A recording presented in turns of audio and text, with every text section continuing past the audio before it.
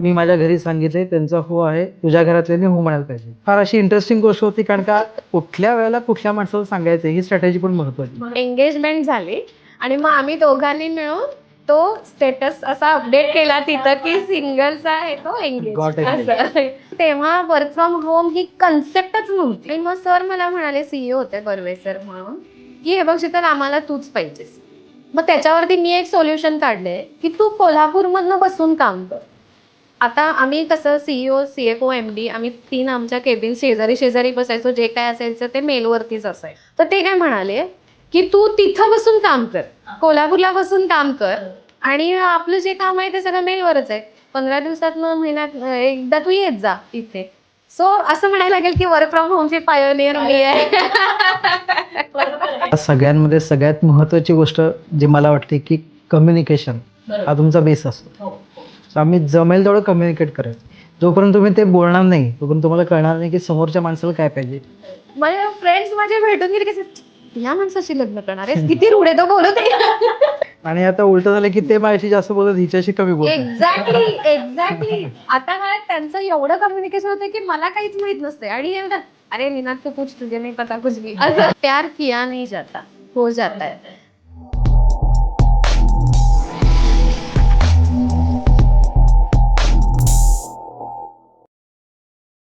प्रेम व्यक्त करायच्या पद्धती खूप वेगळ्या आहेत.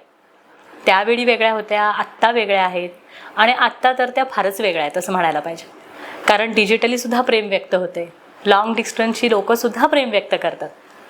पद्धती कुठल्या पण असू दे, प्रेम हे प्रेमच असतं. पण हां, एक मात्र महत्त्वाचं आहे, आय लव्ह यू या एका शब्दापुरती प्रेम कधीच मर्यादित नसतं. कारण प्रेम त्याला उपमा देताच येत नाही. बरं, तुम्ही म्हणाल ही एवढं प्रेमाबद्दलच का बोलती आहे? मगाशीच तर सांगितलं आहे, आज व्हॅलेंटाईन डे आहे, आणि आपल्या स्टुडिओमध्ये असं एक पॉवरफुल कपल आलं आहे की ज्यांनी हा प्रेमाचा प्रवास सोबतीनं उलगडला आहे, आणि तोच प्रवास आज ते आपल्यासमोर विशद करणार आहेत. तेव्हा मी स्वागत करते आपल्या स्टुडिओमध्ये निनाद आणि शीतलचं. तुमचं खूप खूप स्वागत, आणि सगळ्यात पहिल्यांदा थँक्स. आपल्या स्टुडिओमध्ये निनाद कुलकर्णी आणि शीतल कुलकर्णी आले आहेत. पहिल्यांदा जाणून घेऊया त्यांच्याविषयी. येस. माझं नाव निनाद मिलिंद कुलकर्णी, आणि मी माझं शिक्षण मेकॅनिकल डिप्लोमामध्ये झालं, ॲज वेल ॲज माझं जे ग्रॅज्युएशन होतं ते इंटरनॅशनल बिझनेस मॅनेजमेंट ही UK बेस्ड युनिव्हर्सिटी होती, स्टॅफोर्डशायर. त्याचं ॲफिलेटेड युनिट मलेशियामध्ये होतं, तिथून मी केलं. आणि आज मी नीप्लास इंडिया प्रायव्हेट लिमिटेड कंपनीचा मॅनेजिंग डायरेक्टर आहे. आणि शीतल, तुझ्याबद्दल? येस. मी BCom CS LLB आहे, आणि CS म्हणून मी पुण्यामध्ये 14 इयर्स काम केलेलं आहे ॲज अ कंपनी सेक्रेटरी. आणि currently I am pursuing my consultancy as a labour law and POSH consultant. Prevention of sexual हॅरॅसमेंटचे ट्रेनिंग्स मी घेते. आणि आणखीन डिरेक्टर ऑफ नायप्लास्ट इंडिया आहे, मार्केटिंग डिरेक्टर. आणि प्लस मला खूप जरा फॅशन आणि ह्याच्यामध्ये आवड आहे, त्याच्यामुळे माझ्या सासूबाईंचं निशिका बुटीक आहे. तर त्याच्यामध्ये आम्ही नऊवारी साड्या स्पेशली रेडी टू वेअर आणि सगळ्या स्टिचिंग वगैरे करून देतो. तर त्याचंही डिजिटल मार्केटिंग ते मी बघते. येस. आणि मी मोटिवेशनल आणि लाईफ स्किल कोच आहे. CSच्या इन्स्टिट्यूटमध्ये, कॉलेजेसमध्ये मी स्टुडंटसाठी 11 to कॉलेजपर्यंतचे सगळे हे लेक्चर्स घेते. व्ह्युअर्सना मला सांगायचं आहे की एका बिझनेस प्लॅटफॉर्मच्या निमित्तानं आमच्या तिघांची पहिल्यांदा ओळख झाली. तेव्हापासून मी गेली 2 वर्ष बघते आहे, हे कपल कायम एकत्र असतं. कुठलाही बिझनेस डिसिजन्स असू दे किंवा त्यांच्या वैयक्तिक लाईफचा डिसिजन्स असू दे, ते मिळून घेतात, आणि ही गोष्ट मला त्यांची फार आवडली. मग एक उत्सुकता म्हणून अशाच आमच्या एकदा गप्पा रंगलेल्या. त्यावेळी मी त्यांना मुद्दाम विचारलं की तुमचं लव्ह मॅरेज आहे का अरेंज मॅरेज आहे? आणि त्यावेळी खरं तर मला ह्या सगळ्या गोष्टींचा उलगडा झाला की तुमचं लव्ह मॅरेज आहे. आणि तिथून मी जरा विचार केला की अरे हां, किती छान, म्हणजे इतकी वर्ष लग्नाची तुमच्या आहेत आणि तरी पण इतकं छान तुम्ही एकमेकांना सांभाळून घेताय.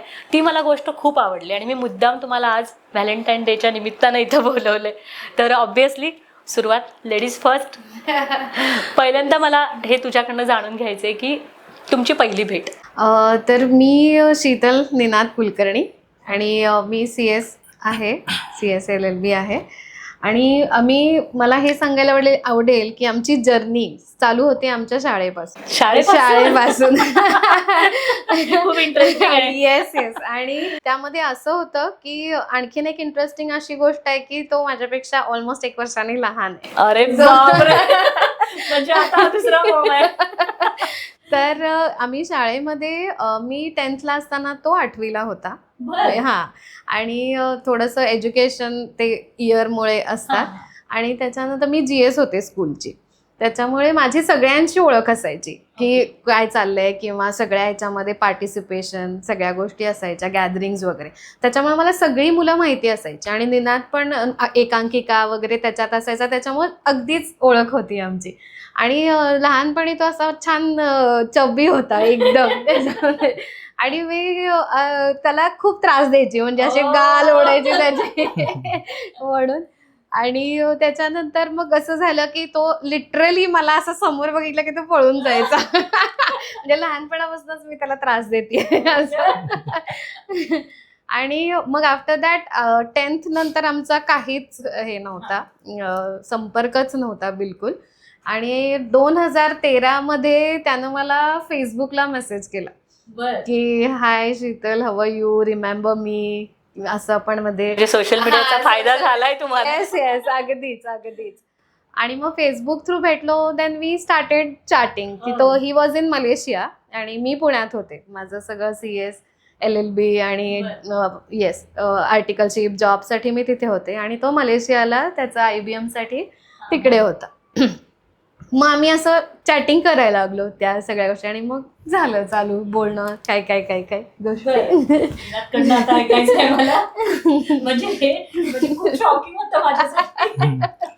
ऍक्च्युली कसं आहे की स्कूलमध्ये आम्ही प्रत्येक करिक्युलम ऍक्टिव्हिटीमध्ये एकत्र होतो. जेवढी ती ऍक्टिव्ह होती तेवढाच मी पण ऍक्टिव्ह होतो. त्यामुळे आमची एक फ्रेंड म्हणून ओळख खूप चांगली होती. किंवा ॲटलिस्ट हे माहिती होतं की या ऍक्टिव्हिटीला ही दोघं असणारच हे शाळेला पण माहिती होतं. त्यामुळे एकांकिका असू देत किंवा वक्तृत्व स्पर्धा असू देत, बाकीचे काही असतील, तर तिथं आम्ही बऱ्याच ठिकाणी पार्टिसिपेट पण केलेलं आहे. नो डाऊट की स्टँडर्ड वाईज ते पार्टिसिपेशन असायचं, पण we were in the same hall for all the curriculum activities. आणि त्याच्यामध्ये मग एक त्यावेळेला असं काही नव्हतं की वी आर ओनली फ्रेंड्स, आणि असा काही विचार पण नव्हता.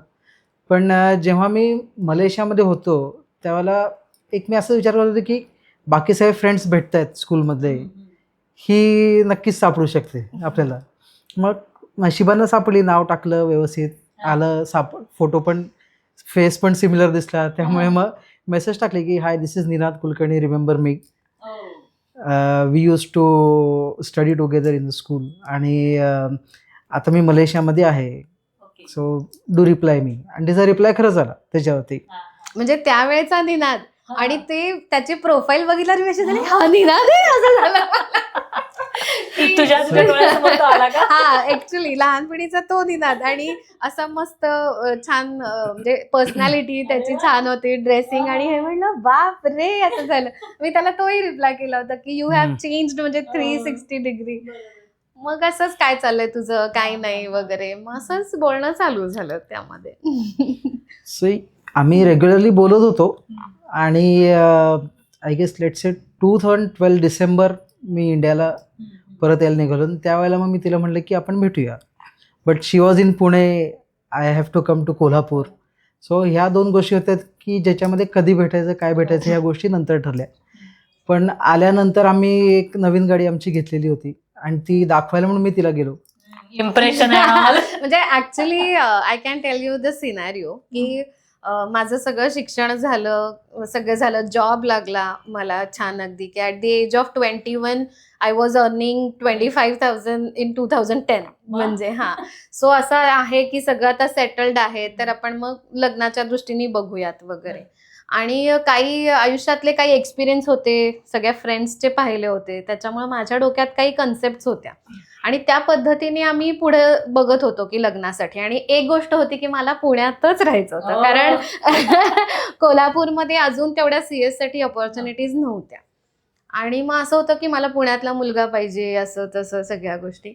आणि मग बघता बघता मी 1-2 मुलं बघायची की त्याच्यामध्ये मला भेटले पण होते. आणि समहाऊ मला अशी एक असं व्हायचं की काय ही मुलं अशी काय आहेत, म्हणजे की काही अम्बिशन नाहीये, काही आयुष्यात करायचं काय, म्हणजे कसं काही ह्यांचं आहे, आई वडिलांनी कमवलंय तेच आहे, त्यांना स्वतःचे काही थॉट्स नाहीये. सो मला ती चिडचिड व्हायची भेटल्यानंतर. मग मी ह्याला येऊन सांगायचे निनाद फोनवरती किंवा मोबाईल चॅटिंगवरती. तेव्हा एवढं पण हे नव्हते, व्हॉट्सअप नाही. वगैरे काहीच नव्हतं असं. आणि त्याच्यावरती मी बोलते ह्याला येऊन सांगायची, काय रे मुलं अशी असतात, काय त्यांनी काहीतरी करायला पाहिजे आयुष्यात, काहीतरी एम्स ठेवायला पाहिजेत स्वतः. कारण मी सेल्फ मेड आहे, त्याच्यामुळे मला ते सेल्फ मोटिवेशन वरती मी बऱ्याचशा गोष्टी आजपर्यंत अचीव्ह केलेल्या आहेत. आणि मलाही ते थोडंफार का होईना त्याच्याकडनं एक्सपेक्टेड आहे की तो सपोर्ट.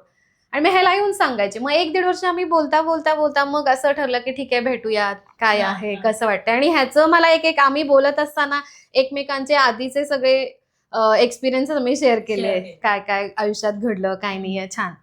आणि मग त्यांनी गाडी घेतली, स्कोडा घेतली होती मार्चमध्ये. आणि असं येणं जाणं पुण्यासाठी येणार आहे वगैरे, तुझं काही आणायचं आहे का असं म्हणून. म्हणजे मुद्दाम येत होते पुण्याला? हा, कामं पण चालायची ते नंतर पुण्यामध्ये. हळूहळू उलगडलं त्यामध्ये. नंतर मग ते कारण मिळालं. कारण आणि मग तो म्हटला मी येणार आहे पुण्याला, भेटूया का. म्हटलं ये. कारण डिसेंबर 13 मध्ये तो आला.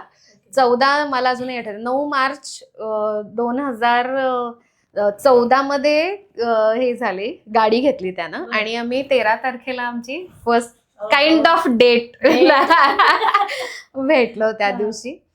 सो ते असं एकदम जेंटलमॅन हे होता की तसं छान टी शर्ट आणि तो असं स्पेक्स घातलेले. हा. आणि मग आल्यानंतर अगदी खाली उतरून, म्हणजे अपार्टमेंट मधनं मी खाली आले, मग उतरून अगदी दारू घडलं माझ्यासाठी. So that was like oh wow असं झालं मला की दारू घडलं. मग ते असं ते, कारण तो त्याला ती छान हे होतं. मग ते त्याच वेळेला मी जराशी इम्प्रेस झाले, म्हटलं वाव हे काहीतरी वेगळं दिसतंय असं म्हणून. सो आम्ही गेलो डिनर, मग अशा तशाच गप्पा झाल्या. पण असं कधी त्या अँगलनी त्या दिवशी हे नव्हतं की ठीक आहे. पण आम्ही मग ते आम्हाला ती एकमेकांची कंपनी आवडत होती तसं kind of. Comfortable zone in terms of mentality आपण म्हणू शकतो की, कारण का मी जेव्हा बाहेरनं शिकून आलो, it was really hard for me to find someone to reach to that mentality. And fortunately I found her, की बाबा काहीतरी आपण डिस्कशन्स करू शकतो, some communications will be there, काहीतरी आपण चर्चा करू शकतो. कारण का ती पुण्यात माझ्यामध्ये 10-12 वर्ष होती पुण्यामध्ये. आणि तिचे प्रोफाईल पण खूप स्ट्रॉंग आहे. CS BCom LLB करून सुद्धा तिनं एका लिडिंग कॉर्पोरेट कंपनीमध्ये ती हेड CS पोझिशनला होती. त्यामुळे ॲज अ बिझनेसमन हे बघणं पण खूप छान वाटायचं की ही इतकं चांगलं अचीव्ह केले आणि खूप चांगल्या पोझिशनला काम करते. आणि शिकायला पण मिळायचं की बाबा त्यांच्याकडे जे चाललंय we can definitely implement in ourselves. बाबा आपण काय करू शकतो. कारण का जेव्हा आम्ही परदेशात शिकायला होतो त्यावेळेला आम्ही ह्या गोष्टी भरपूर केल्या, की बाबा एक असाइनमेंट घेतली आहे आणि ते केली, बाहेर जाऊन प्रॅक्टिकली ते अनुभवली. या सगळ्या गोष्टी आम्ही इथं करायचो. आणि अपार्ट फ्रॉम दॅट मेन म्हणजे comfort zone, that is most important. आणि आज पण मला आठवते की आमच्या त्या जी आमची फर्स्ट डेट होती त्यातला आमचा म्हणजे फेवरेट डिशेस चीज चेरी पायनॅपलच होती. आम्ही अजून सुद्धा कधीही चान्स मिळाला कुठे मेन्यू काढला तर पहिला ती मागून घेतो. रिअली म्हणजे काही 1-2-3 गोष्टी खाण्यापिण्याच्या अशा आल्या, अरे तुलाही आवडतं, हो मलाही आवडतं, असं करत ते एक जुळून गेलं. आणि समहाव टॉपिक आमचा होताच माझं लग्न. मग तो मला असायचं होईल ग, मिळेल ग कोणीतरी त्या ह्याच्यामध्ये. आणि एक त्याचं हे होतं असायचं कायम की keep me as a last option, तुला कोणी नाही मिळालं तर मी तुझ्याशी लग्न करीन असं.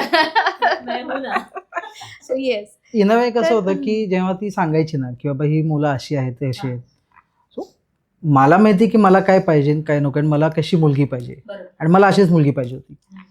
पण let her go around, see what she wants to see. आणि मग त्याच्यात तर आपल्याला पण काही चेंज करता येईल आपण करू शकतो त्याच्यात. म्हणून आम्ही भरपूर डिस्कशन करायचो. हिनं भरपूर पोरं बघितलेली आहेत, बऱ्याच गोष्टी केलेल्या आहेत. आणि I use to tell her confidently की तुझं कोणी नाही मिळालं तर you keep me as a last option, that is for sure. Confidence, एकदम confidence. He was very good at me कधीही ते वाक्य बदललं पण नाही, कॉमा पण त्यात टाकला नाही. आता ही झाली तुमची फर्स्ट डेट. त्यानंतर कधी असं जाणवलं, म्हणजे ठीक आहे तू एका साईडला मुलं बघत होतीस, तुम्ही तिला मदत करत होतात त्याच्यामध्ये एक चांगला जीवनसाथी शोधण्यासाठी असं म्हणायला पाहिजे. पण त्यानंतर असं कधी तुम्हाला जाणवलं की नाही ठीक आहे, आता आपण एकमेकांचा विचार केला पाहिजे, असं कधी फर्स्ट टाइम आणि कुणाला जाणवलं? So basically I was very much clear in my mind की मला हीच पाहिजे. The day we met when I showed her that car, ती त्यावेळेला एक छान ब्लॅक ड्रेस घालून आलेली होती आणि त्यावेळेलाच मी ठरवलं की मला हीच मुलगी पाहिजे. But I was just waiting की बाबा काय चाललंय, किती होतंय, काय होतंय. आणि समहाऊ मी तिला हे हिंट्स पण देत होतो की I am there as an option. Yes yes yes. पण ते असं एवढं प्लॅनिंग केल्याप्रमाणे सरकत नव्हत्या गोष्टी पुढे. नाही सेम. आणि मी त्याला हेच सांगत होते की मला कोल्हापूरला परत नाही यायचंय. So that was a main hurdle की बाकी सगळं होईल पण तो हा काही कोल्हापूर सोडून येऊ शकत नाही कारण फॅक्टरी सेटअप हे ते सगळं इकडंच आहे फॅमिली. आणि मग मी असंही म्हणू शकत नाही की वा तू सगळं सोडून माझ्यासाठी पुण्याला ये. सो तेही नव्हतं ग. आणि मग ते असं त्यालाही पुढे यायला तो एक ब्लॉक होता की नाही तिला मी कसं कोल्हापूरला आणू. बट तो प्रयत्न करायचा त्यामध्ये की अगं काय नाही कोल्हापूर तू असं हे आहेस म्हणजे. आणि असं सांगायचं की माझा मित्र म्हणतोय तुला जर एवढी चांगली वाटते तर विचारून बघ तिला असं विचारून बघ असं वगैरे. आणि पण मला माहितीये तुझं करिअर इथंच आहे पुण्यामध्ये किंवा मला तुझं करिअरमध्ये यायचं नाहीये असं वगैरे इमोशनल टॅक्टिस. आणि मग ते आता आपल्याला माहितीये की मुलींना एक सिक्स सेन्स असतो की हा याच्या मनात काहीतरी आहे. तरी पण मी असं हे करायचे की जाऊ दे की आता माहितीये मला कळतंय पण ते नाही जमणार आहे किंवा असं मी कधी विचारच केला नव्हता किंवा त्याच्याविषयी त्या पद्धतीने हेच केलं नव्हतं कारण माझं खूप ठाम होतं की मला कोल्हापूरला जायचं नाहीये. सो मग त्याच्यानंतर पण हा कधी आलो की मी कोल्हापूरला आले की मग असं बोलणं व्हायचं की आता मी कोल्हापूरला सॅटर्डे संडे यायची. आणि आल्यानंतर मग अक्षरशः मी त्याला असं फोन करायची की मी आता शेंगदाण्याची चटणी घ्यायला बाहेर पडतेय, तू भेटतोयस का. हा कंपनीत ना गोकुळ आलोच म्हणून मी तेवढ्या 5 मिनिटासाठी यायचा. आम्ही तेवढे 5 मिनिटं भेटायचो आणि मी जायची. काइंड ऑफ हे असं चाललं होतं गेली म्हणजे 4-5 महिने. आणि मलाही ते म्हणजे माहिती होतं की ह्याच्या मनात आहे. पण समहाऊ डिरेक्टली आम्ही मग त्याने जूनमध्ये त्यांनी मला प्रपोज केलं की हे बघ मला चालेल ह्या सगळ्या गोष्टी पण तू विचार कर त्या गोष्टींचा कारण मला तुझं करिअरचं हे करायचं नाहीये आणि मग तू मला सांग त्याचं असं. मग मी म्हटलं ठीक आहे आता प्रपोज केलंय तर मग मी विचार तेव्हा चालू केला ॲक्च्युली की काय करायचं. कारण मी इकडं बघितलं होतं की मुलं काइंड ऑफ जे आहेत आणि मला जे पाहिजे होत्या गोष्टी. आणि एक मला सांगायला आवडेल की फॉर्च्युनेटली मला कारण मी CS आमच्या कंपनी सेक्रेटरीच्या इन्स्टिट्यूटमध्ये खूप ॲक्टिव्ह होते तेव्हा एक प्री मॅरेज काउन्सिलिंगचं आम्ही 8 मार्चला एक लेक्चर ठेवलं होतं कंपनीमध्ये. नाही इन्स्टिट्यूटचे कसे वेगवेगळे प्रोग्राम्स असतात ज्या CS मेंबर्स असतात त्यांच्यासाठी आमचे अपग्रेडेशनचे काही प्रोग्राम्स ठेवतात आणि 8 मार्चला आम्ही स्पेशली फॉर वुमेन आणि त्याच्यात हा टॉपिक ठेवला होता की प्री मॅरेज काउन्सिलिंग. सो म्हटलं खूप छान म्हणजे असं झालं की बरं झालं. मग प्री मॅरेज काउन्सिलिंगमध्ये काय आहे तर त्यांनी काय सांगितलं मला की हे बघा लवी डवी किंवा प्रेमळ असावा केअरिंग असावा हे आहे ह्या गोष्टी आहेतच. पण तुम्हाला जर पार्टनर तुमचा चूज करायचा आहे तर त्यामध्ये आहे की तुमचा स्वभाव आणि त्यांचा स्वभाव प्रत्येकाचा स्वभाव वेगळा आहे. तर तुम्ही पहिला हे डिसाईड केलं पाहिजे की कुठल्या गोष्टीमध्ये म्हणजे सेल्फ अवेअरनेस. बरोबर. पहिला तुम्ही स्वतःला you should be clear in your mind की तुम्हाला काय हवंय आणि काय कुठल्या गोष्टीमध्ये तुम्ही ऍडजस्ट करू शकता आणि कुठल्या गोष्टीमध्ये ऍडजस्ट करू शकत नाही. हे जेव्हा तुम्ही स्वतःला माहिती असतात तेव्हा you will be able to convey की हा बाबा हा मुलगा कसा आहे हा ओके हा कसा आहे मग हा ओके सो मी ऍडजस्ट करू शकते. सो माझ्या बाबतीत मला ते अगदी योग्य वेळेला मिळालं असं म्हणू शकता की त्यावेळेला म्हणून मी असा विचार केला स्वतः बाबतीत की मला काय हवंय. सो माझं असं होतं की मला ॲम्बिशियसच मुलगा पाहिजे त्यामध्ये की त्याचं काहीतरी आयुष्यात मला हे बनायचंय. आणि सेकंडली असं होतं की मला स्मोकिंगवाला नाही म्हणजे I can tell you directly right नाव. आणि थर्ड असा होता की तो सोशल पाहिजे. म्हणजे माझं असं नेचर आहे की मी कधीही असं मला काही त्याला मी खूप सोशल आहे मी सोशल वर्क पण खूप करते बाकीमध्ये आणि मला तो वेळ लागत नाही पटकन कनेक्ट व्हायला त्याच्यात. सो मग मी असा विचार केला की ह्या 3 गोष्टी मला पाहिजे, की मी कर्तव्य सांभाळून ह्या सगळ्या गोष्टी करून मला या बाकी गोष्टी करायच्यात किंवा समाजासाठी काही करायच्यात, मला स्वतःच्या काही गोष्टी करायच्यात, तर त्याचाही शुड बी सपोर्टिव्ह. उद्या जर तो रिझर्व्ड असेल आणि तो म्हणला तू जायचं नाहीस, तू हे करायचं नाही, तर ते नाही जमणार. म्हणजे त्याच्यात मी ऍडजस्ट करू शकत नाही. घर, गाडी, बंगला आम्ही दोघं मिळून करू. मला काही त्याचं हे नव्हतं, फॅसिनेशन नव्हतं की मोठा बंगला पाहिजे, गाड्या पाहिजेत आहे. नो, आय कॅन म्हणजे डू दॅट, किंवा आम्ही दोघं मिळून ते करू, पण मला ह्या गोष्टी हव्यात. सो मग ते एकदम चांगलं मिळालं आणि मग मी ह्याच्याविषयी विचार केला की हा, हे सगळं आहे. कारण त्याचे आमचे अम्बिशन आणि असं होतं की काय तुझं अम्बिशन सांग. सो माझं ॲम्बिशन असू दे, मी त्याच्यावर काम करतोय की I want to list myself and company into fortune 500. So fortune 500 म्हणजे फॉर्च्यून 500 ही अशी आहे की जगातल्या 500 कंपन्या त्याची लिस्ट असते. सो तिथंच मी इम्प्रेस झाले होते की yes, he has some ambition. आणि मग ते झालं. त्याच्यानंतर मी त्याला विचारलं होतं की आता मलेशियामध्ये राहतो, मग आमचं आधीच बोलणं व्हायचं की काय पार्ट्यांना जातोस का ह्याचा. तो म्हणला नाही काही, म्हणजे ते असं मला दॅट वॉज शॉकिंग की तू काहीच करत नाहीस, असं हे झालं होतं. तो म्हणला नाही, म्हणजे ते कळत होतं मला की तो खरंच करत नाही, एखादं म्हणजे खोटं बोलणं असंही नाही. आणि थर्डली असं होतं की नाही, तुला जे हवं ते, आणि तो कायम असं म्हणायचा की अगं प्लेस काय डझंट मॅटर, तू जिथं लाथ मारेल तिथं पाणी काढशील, असा तुझा स्वभाव आहे. म्हणजे त्याला इनडायरेक्टली सांगायचं होतं की कोल्हापूरमध्ये आलीस तरी तुला काही करू शकतेस तू, की माझी फॅमिली आणि आम्ही सगळे, म्हणजे मी तुला सपोर्ट करेन. सो मग आम्ही असं होतं की म्हणजे मग मला तो हे मिळाला की ठीक आहे, चालू शकतंय, म्हणजे की आम्ही करू शकतो. म्हणजे आपण जे लव्ह मॅरेज म्हणतो, तर I want to correct it. आमचं अरेंज्ड लव्ह मॅरेज आहे. विचारपूर्वक लव्ह मॅरेज आहे त्यामध्ये. आणि ती फार महत्त्वाची गोष्ट आहे, कारण का बऱ्याचदा कसं असते, आपण इतक्या पुढे निघून जातो की मग इमोशन्सना टेक ओव्हर करणं अवघड होतं.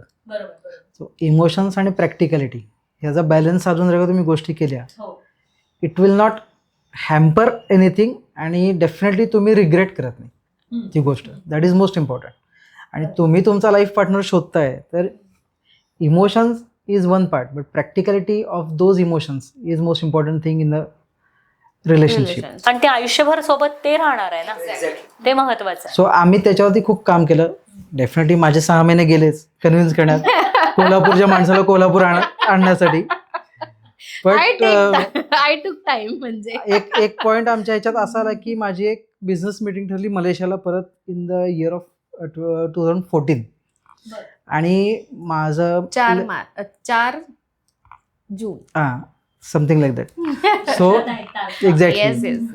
पण ते जायच्या आधी 1 दिवस आधी का 2 दिवस आधी मी तिला एक फायनल अल्टिमेटम दिलेला. मला माहिती होतं उत्तर होच येणार आहे, पण मी फायनल अल्टिमेटम दिलेला होता की मी चाललोय बिझनेस ट्रिपला, तिथून यायला मला 8 दिवस लागणार आहेत. त्या 8 दिवसात मला काय ते उत्तर सांग, हो किंवा नाही. हो असेल विल गो अहेड, नाही असेल this will be the last meeting we are having. हा, म्हणजे त्यांनी मला अल्टिमेटम्स दिला होता की काय माझं, म्हणजे माझ्याकडनंही ते हिंट जातच होते की मला तू आवडतोयस, पण माझा एकच इश्यू आहे की मला कोल्हापूरला नाही यायचंय. कारण मला दिसतंय की तिथं काही सीएसच्या ऑपॉर्च्युनिटीज, मग मी करू काय, जे माझं शिक्षण आहे किंवा काय आहे, तर मग काय करू शकते. बट समहाऊ मग त्यांनी मला अल्टिमेटमच दिला की तू होय तर होय, नाही तर नाही सांग, त्यामध्ये काय असेल ते आपण हे करूयात म्हणून. मग मी त्याला एक काय सांगितलं की मी घरच्यांशी बोलेन त्यामध्ये, कारण वय एकतर लहान होतं या आणि पुन्हा कोल्हापूरला येणं आहे, तर मी घरच्यांशी बोलेन, घरचे काय म्हणतात बघूयात, आणि मग ते हो म्हणाले तर आपण जाऊयात, थोडे गो अहेड करूया. आणि मग मी स्वतःला समजावलं की ठीक आहे, बघूया, कोल्हापूरमध्ये जाऊन मी काहीतरी निर्माण करीन स्वतःचं. असं की शेवटी मुलगा महत्वाचा आहे, प्लेस डझंट मॅटर. उद्या असं येऊ शकतं की तो म्हणाल आपण नाही इकडे, आणि तो म्हणायचा की मला 2 वर्ष दे, मी आपण पुण्याला शिफ्ट होऊया असं म्हणून. त्यामुळे कदाचित त्यालाही माहित होतं की हे होणार नाहीये, पण आपलं कन्व्हिन्सिंग साठी की 2 वर्ष दे. आणि ते मलाही माहिती होतं की कदाचित हा उगाच मला हे करण्यासाठी पण आहे. बट आय वॉज रेडी की ठीक आहे, कदाचित होईल नाही होईल माहिती नाही. सो मग घरी वास्तुशांती होती आमच्या घराची 11 ऑगस्टला, आणि 11 ऑगस्टला मी म्हटलं मी घरी जाणार आहे, मी घरी बोलेन आणि मी तुला सांगेन. मग 11 ऑगस्टला सगळं झाल्यानंतर म्हटलं मला तुमच्याशी बोलायचं आहे की असं. आणि काय झालं, काही गोष्टी आणायसाठी कोल्हापुरातनं येताना वगैरे हा घरी येऊन गेला होता. सो वहिनी, भैया, सगळ्यांना माहितीच होतं की आहे वगैरे. आणि मग वहिनी मला जेव्हा पहिल्यांदा आला तेव्हा ती सुद्धा म्हणलेली की तू ह्याचा का नाही विचार करत असं. मग तेही कुठंतरी होतं डोक्यात. मग त्यांना मी सांगितलं घरी की असं असं आहे, तुम्हाला बघा. ते म्हणले आम्हाला काहीच प्रॉब्लेम नाहीये, तुम्ही जर दोघं जण एकत्र असाल किंवा होत असाल तर यू कॅन गो अहेड, म्हणजे असं. मग ते झालं. आणि मग मी त्या रात्री पहाटे 4 वाजता ह्याला सांगितलं की येस म्हणून आहे. तर तू तुझ्या घरी विचार. मी त्यावेळेला मलेशियात होतो ऍक्च्युली. तो म्हणले तू मला यायच्या आधीपर्यंत तुझं उत्तर मला पाहिजे काय असेल ते, असं म्हणून. सो मी तिथल्या सगळ्या गोष्टी रॅपअप करून आलो. आणि तिचं असं होतं की मी माझ्या घरी सांगितले, त्यांचा हो आहे, तुझ्या घरातल्यांनी हो म्हणायला पाहिजे. मला तो कॉन्फिडन्स होता की मी माझ्या घरातल्यांना कन्व्हिन्स करू शकतोय, ते नाही म्हणायचा काही म्हणजे असा एवढा प्रॉब्लेम नव्हता त्या ठिकाणी. कारण का खूप क्लिअर कॉन्व्हर्सेशन्स व्हायची आमच्यात. आणि अशा मुलीशी बोलतोय भेटतोय हे त्यांना पण माहिती होतं. सो जेव्हा मी आलो ती फार अशी इंटरेस्टिंग गोष्ट होती. कारण का कसं असतंय की तुम्ही कुठल्या वेळेला कुठल्या माणसाला सांगायचं ही स्ट्रॅटेजी पण महत्वाची. कारण का पासा उलटा पण पडू शकतो. त्यामुळे मी आलो त्या दिवशी इंडियात आल्यानंतर कोल्हापूरला पोहोचलो आणि रात्री जेवण वगैरे झालं. आईशी गप्पा मारत बसून बाबा झोपले आमचे. आणि आईशी गप्पा मारत मारत मारत रंगवत रंगवत रंगवत 1 वाजता आईला सांगितलं की अशी मुलगी आहे, मला आवडते, मला त्याच्याशी लग्न करायचंय. शीतल ना, माहितीये मला. एवढा वेळ कशाला घालवलास? आई असते सिरियसली. म्हणलं बाबांना कसं सांगायचं, मी उद्या बोलते. मग सकाळी उठल्यानंतर आणि धाकधूक सांगितले नाही सांगितले. मग एकदा किचनमध्ये गेलो, आईला विचारलं काय आहे, सांगितलेस का नाही. आई म्हणली सांगते. मग बाबा आमचे पूजा रोज करतात, 1, 2 ते 3 तास त्यांची पूजा असते. पण त्यात त्यांचा एक गोल्डन पिरियड असतो मानस पूजेचा 20 मिनिटाचा, ज्यात ते काहीच बोलत नाहीत, ते फक्त त्यांचं चिंतन मनन चालू असतं. मग त्या पिरियडमध्ये मी त्यांना सांगितलं की ज्याच्यात ते नाही म्हणू शकत नाही. त्यांच्याकडनं पण होकार आला. मग असं ठरलं की तिला बोलूयात पहिला भेटायला घरी, काय म्हणतात काय नाही, मग त्याच्यानंतर पुढच्या गोष्टी ठरवूयात. सो इथंपर्यंत तरी आम्ही बाजी एकदम चांगली मारलेली होती. नाही, आणि ही वॉज व्हेरी क्लिअर म्हणजे फ्रॉम फर्स्ट टाइम. तो मी त्याला काय म्हणायचे, अरे तुझ्या आई वडील तयार होतील का या सगळ्या गोष्टींना वगैरे. तो म्हणला तू ती काळजी करू नको, ते तू माझ्यावर सोड. म्हणजे हे खूप म्हणजे मला ते आजही कौतुक आहे म्हणजे आई बाबांचं स्पेशली, की पेरेंटिंग जे असतं ना, की निनादला तेवढे जास्त फ्रेंड्स नाहीयेत कोणी, बट काही लागलं की तो आई बाबांकडे जाऊ शकतो. काहीही म्हणजे की ही माझी गर्लफ्रेंड आहे किंवा ही मला आवडते, इथपर्यंतही त्या गोष्टी त्यांच्याशी बोलू शकायचा त्यावेळेला सुद्धा. सो मला ते खूप अपिलिंग होतं की अरे किती छान, म्हणजे आई वडिलांशी इतकं छान बोलू शकतोय किंवा मी तो डायरेक्टली बोलू शकतोय की नाही मला ही आवडते, मला हिच्याशी लग्न करायचं. म्हणजे आम्ही असं अरे बापरे असं वेगळं व्हायचं. पण ते तो म्हणजे ही वॉज व्हेरी कॉन्फिडंट की तू तुझं सांग, माझं मी बघतो काय करायचंय ते. हो कसं होणार आहे ते मला माहितीये असं म्हणून. घरात समजलंय दोघांच्या. मग त्यानंतरचं जे होतं की बाबा हा लग्नची तारीख काढणं किंवा मग त्यानंतर साखरपुडा वगैरे, ही प्रोसेस कशी तुमची होती? म्हणजे सगळ्यात महत्वाचं विचारायचं म्हणजे तुझं इथं शिफ्टिंग. येस, हा तो शिफ्टिंगचा विषय. पण मग घरी झालं, मग मलाही थोडं यातनं ऍक्सेप्ट करायला वेळ गेला की पुण्यातनं आपल्याला कोल्हापूरमध्ये यायचं आहे. आणि तो करतच होता मला सपोर्ट, मेंटॅलिटी माझी तयार की असं. मग त्या पद्धतीने आम्ही भेटलो पुन्हा, म्हणजे मी आई बाबांना भेटले, तो आम्ही सगळेजण भेटलो. आणि एक कारण आम्ही रेडी होतो सगळं लग्नाच्या बाजूनी, पण आई आणि बाबा म्हटले की आम्हाला आत्ता हा आलाय मलेशियावरनं आणि आमच्या डोक्यात ह्याच्या लग्नाविषयीचं काहीच नाहीये. सो थोडी प्रिपरेशनला आम्हाला पण वेळ लागेल आणि थोडं सेटल होऊ दे, म्हणून मग आम्ही डिरेक्टली फेब्रुवारी 15 मध्ये एंगेजमेंटची डेट काढली. आणि मग तो असा दिवस गेले ते त्या 2-3 महिने मग आमचं भेटणं हे ते चालू होतं. Golden period. Golden period. आणि आमची ऍक्च्युली एंगेजमेंटची डेट सुद्धा 15 फेब्रुवारी 2015 आहे. येस, म्हणजे व्हॅलेंटाईन म्हणजे आता उद्या आमची अॅनिव्हर्सरी आहे. सो लेट्स से ती खरं आमची एक खूप म्हणजे माझी तर सगळ्यात चांगली मेमरी आहे. कारण का त्याचा सगळा सेटअप हा शीतलने स्वतः डिझाईन केलेला होता. तिच्या इव्हेंट मॅनेजरशी बोलून, कोणालाही काही माहिती नव्हतं. मला मला त्याच्याकडेच यायचं होतं. मला ऍक्च्युली शीतलच्या एका मैत्रिणीनं असं सांगितलंय की त्यांच्या एंगेजमेंटची जी थीम होती ना ती खूप युनिक होती. मला त्याच्याबद्दलच आता ऐकायचंय. Yes. So she can tell in a very good way. सो एंगेजमेंटला नॉर्मली सगळेजण असं असतात आणि तो माझा स्वभाव आहे की मला कुठलीही गोष्ट जरा युनिक पद्धतीनेच आवडते. असं सगळे जे काही सगळ्यांचं असतं तसं नाही, माझं कुछ तो हटके चाहिए. मग त्या क्रिएटिव्हिटी किंवा असं डोक्यात होतं की मला काहीतरी आपण करू शकतो नवीन असं, कारण थोडेच लोक असतात एंगेजमेंटला. मग मी म्हटलं की माझा मित्रच इव्हेंट मॅनेजमेंटमध्ये शाळेतलाच मित्र वैभव भोगटे म्हणून आहे, तर त्याला मी अशी कॉन्सेप्ट सांगली की आमची जर्नी फेसबुकपासून चालू झाली आहे ना, तर मला ती फेसबुक थीम पाहिजे असं म्हणून. मग ते मस्त त्यांनी तो म्हटला तुमचे असे फोटो दे, म्हणजे त्याचा स्क्रीनशॉट दे वगैरे. सो ते असं फेसबुक मागे केलंय आणि साईडला ते मोबाईल केलेत 2. त्याच्यावरती माझा मेसेज आणि त्याचा मेसेज की हाय दिस इज निनाद वगैरे, डेट सकट ते दोन्ही. आणि एक असं छान केलं होतं की तिथं एक हे आहे फेसबुकला की गॉट एंगेज, स्टेटस अपडेट. तेव्हा फार हे होतं की फेसबुकवरचं स्टेटस म्हणजे खूप इम्पॉर्टंट.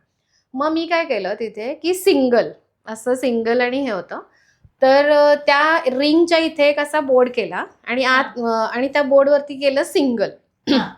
आणि मग ते झाल्यानंतर त्यांची एंट्री सगळं एंगेजमेंट झाली आणि मग आम्ही दोघांनी मिळून तो स्टेटस असा अपडेट केला तिथं की सिंगलचा आहे तो एंगेज, गॉट एंगेज असा. सो ते खूप सगळ्यांना आवडलं, ती ब्ल्यू थीम. आणि सगळ्यांचे असे फीडबॅक्स, आम्ही ते फोटो ठेवला होता त्याच्यावरती की तुम्हाला काय आमच्याविषयी वाटतंय असं. ते मस्त झालेलं ते. त्यामुळे आणि त्यावेळी म्हणजे थोडं खूपच वेगळं होतं ना. आत्ता एक थीमची कन्सेप्ट जी आहे ती आत्ता खूप बघायला मिळते आपल्याला, पण त्यावेळी एवढं कोणी हे थीम वाईज साखरपुडा वगैरे ही नव्हती थीम, त्यामुळे ते खूप युनिक झालं असेल. आणि ती आमच्या स्टोरीला रिलेटेड होती ना, की महत्वाची ती गोष्ट होती की because of that platform we are together. बरोबर. सो ते आम्हाला करायचं होतं आणि ते तिनं करून दाखवलं. आणि ते त्याने मित्रच असल्यामुळे त्याला माहिती आहे आम्ही स्कूल फ्रेंड्स वगैरे, तर त्यांनी मला लग्नात हे दिले की स्कूलमेट्स टू सोलमेट्स असं खूप मस्त एक हे केलं होतं की त्याच्यामध्ये की स्कूलमेट्स टू सोलमेट्स असं ते हे केलं. सो एंगेजमेंट फेबमध्ये झाली, लग्न मात्र आमचं डिसेंबर 20ला होतं. तेवढा स्पॅन एवढा स्पॅन होता कारण का बऱ्याचशा तयाऱ्या पण होत्या आणि बाकीच्या गोष्टी पण बघायच्या होत्या, फॅक्टरी बाकीच्या गोष्टी बऱ्याच होत्या. आणि हिला सुद्धा पुण्यातनं कोल्हापुरात ऑफिशियली आणायचं होतं. ते थोडीशी असं होतं. सो त्याच्यानंतर सुद्धा माझी चालूच होती हे दगदग की बाबा तू ये, कधी येणार आहेस, काय करणार आहेस, इथं आल्यानंतर पण बाकीच्या गोष्टी बघायच्या आहेत, करायच्या आहेत. सो फायनली ऑगस्टला आम्ही तिला घ्यायला गेलो. तिनं तिच्या कंपनीला विचारलं की असं असं माझं आता ठरले लग्न, आमची एंगेजमेंट झाली आहे, मग मला तुम्ही काय पुढं गो अहेड मी करू शकते का. रिझाईनचाच विचार केला, असं कोणी हे केलं नाही की मग मी सरांना सांगितलं की मला रिझाईन करावं लागेल त्या ह्याच्यामध्ये. बट समहाऊ कंपनीचं असं होतं की त्यांच्या बऱ्याचशा गोष्टी मी सगळ्या स्ट्रीमलाईन केल्या होत्या. It was a family oriented company बृहन्मासच्या, आणि 35 कंपन्या होत्या त्यांच्या. मग ते थोडं सेग्रिगेटेड होतं, पण मी ते 2-3 वर्षामध्ये सगळं माझ्याकडे घेऊन ते काय आहे काय नाही स्ट्रीमलाईन केलं होतं. तर त्याच्यामुळे त्यांचा एक माझा ट्रस्ट निर्माण झाला होता की नाही ही काय करेल ते योग्य करेल. सो त्यांनी मला ते ऑपॉर्च्युनिटी दिली की तेव्हा वर्क फ्रॉम होम ही कन्सेप्टच नव्हती. 2015ला ही नव्हतीच कन्सेप्ट. आणि मग सर मला म्हणाले, सीईओ होते बर्वे सर म्हणून, की हे बघ शीतल आम्हाला तूच पाहिजेस. मग त्याच्यावरती मी एक सोल्युशन काढलंय की तू कोल्हापूरमधनं बसून काम कर.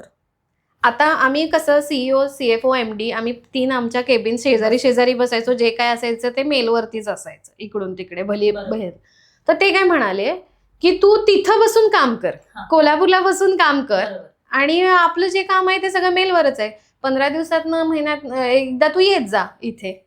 म्हणलं हा, कारण मला ते पचतच नव्हतं की कसं करणार आपण असं हे ते वगैरे. ते त्यांनी सिम्पल झालं, तू इथं जे काम करतेस ते तिथं बसून कर. सो असं म्हणायला लागेल की वर्क फ्रॉम होमची पायोनियर मी आहे. सो मग ते मी पण खुश की वा पुण्याला जायला मिळणार आहे हे ते सगळं. आणि माझ्या मोठ्या बहिणीनं एक सांगितलं होतं, कारण मी 12वी पासून पुण्याला होते, त्याच्यामुळं हॉस्टेलवरच असं आम्ही फ्लॅट घेऊन आम्ही राहत होतो.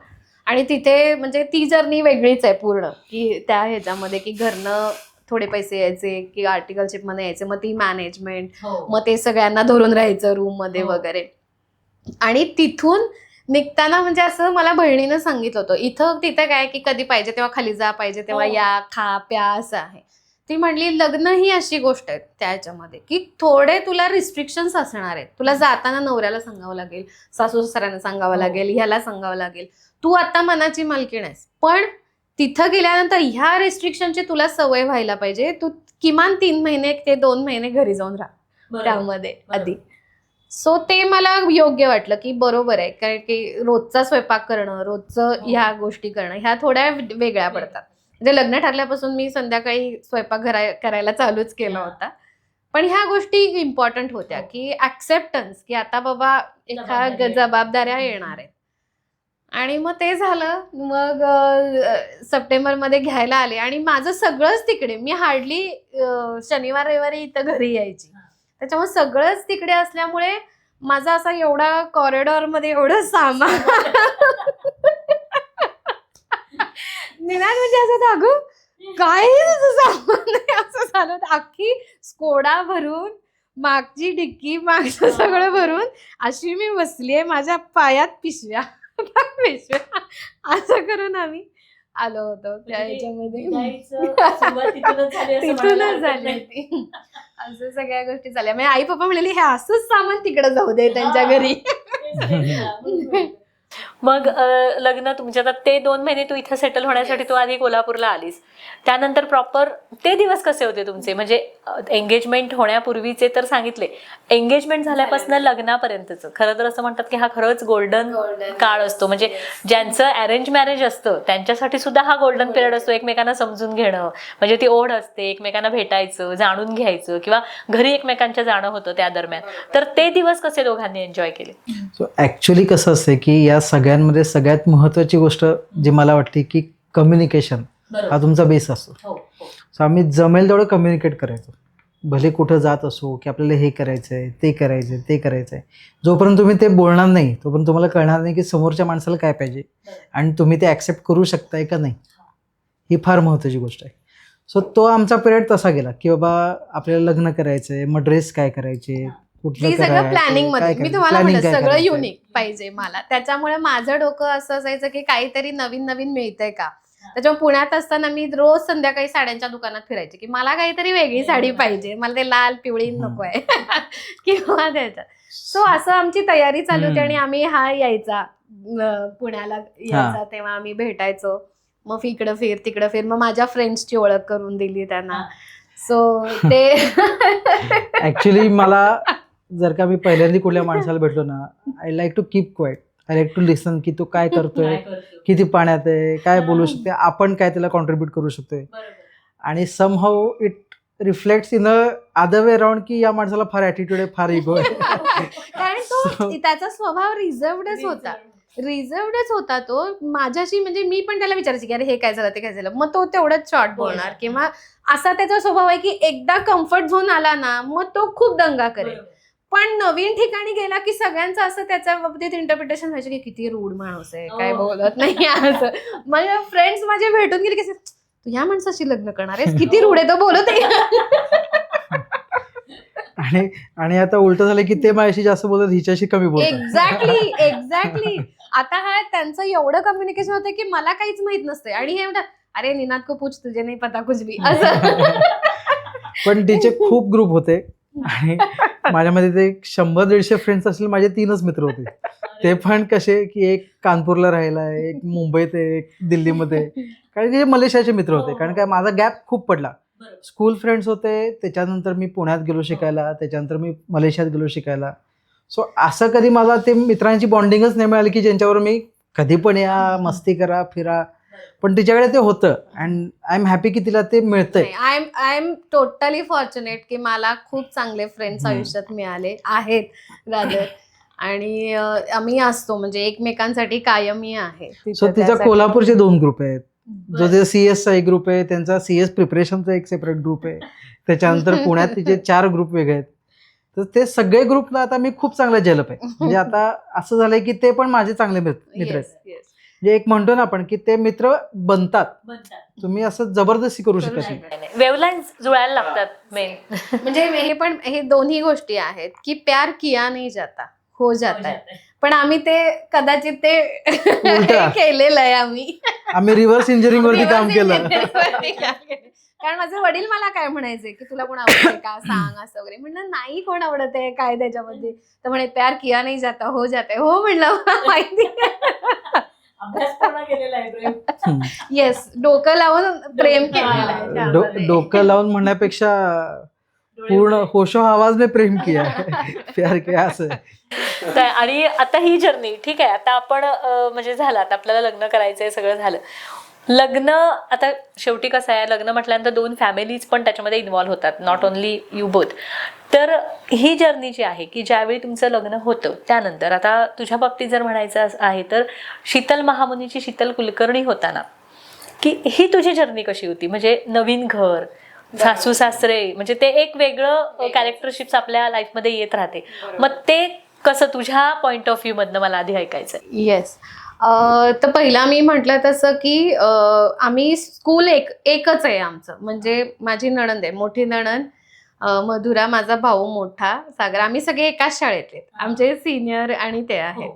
आणि वहिनी वगैरे आहे ते कसं झालं की सेम, म्हणजे आमच्याकडे बहुतेक ती लिगसीच आहे की माझी वहिनी पण 1 वर्षांनी मोठी आहे. सो मग ते असं जलब. आणि निनाचा स्वभाव मी म्हटलं तसं की पहिल्यांदा तो असा टाइम घेतो की हे करायला, पण एकदा जलब झाला की मग काही हे नसते. आणि आता माझ्या बरोबर राहून मी इतकी बोलतेय तरी